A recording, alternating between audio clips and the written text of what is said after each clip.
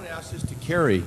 How do they misuse PCR to estimate all these supposed free viral RNAs that may or may not be there? I think misuse PCR is not quite. I don't think you can misuse PCR. Actually.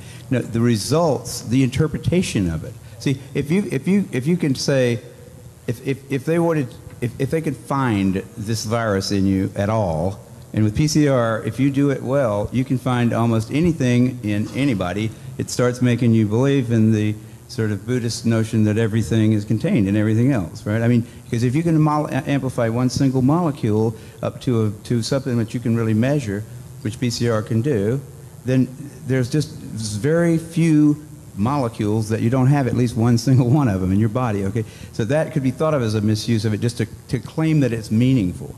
But the real misuse of it is that you don't need to test for HIV. You don't need to test for the other 10,000 retroviruses that are unnamed also in the subject.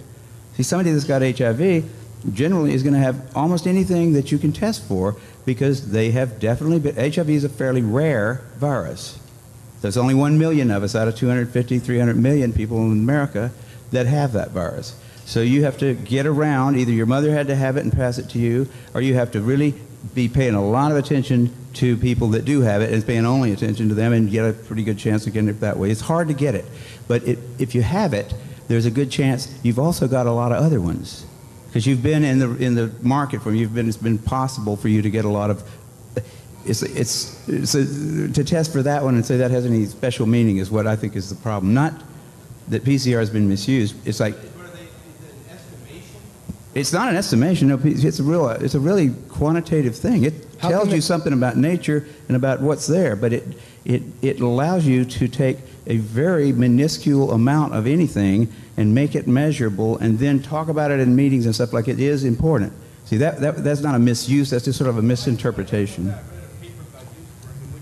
Even after all these PCR, this quantitative PCR, that if you just get down to a basic virological count, it's still 1 in 1,000 to 1 in 10,000. HIV in 1 to 1 in 1,000, 1 in 500 to 1 in 1,000 T cells. It is. No, there's very little of what they call HIV, and what's been brought out here by Philpott and Isai already. The measurement for it is not exact at all. It's not as good as our measurement for things like apples. An apple is an apple.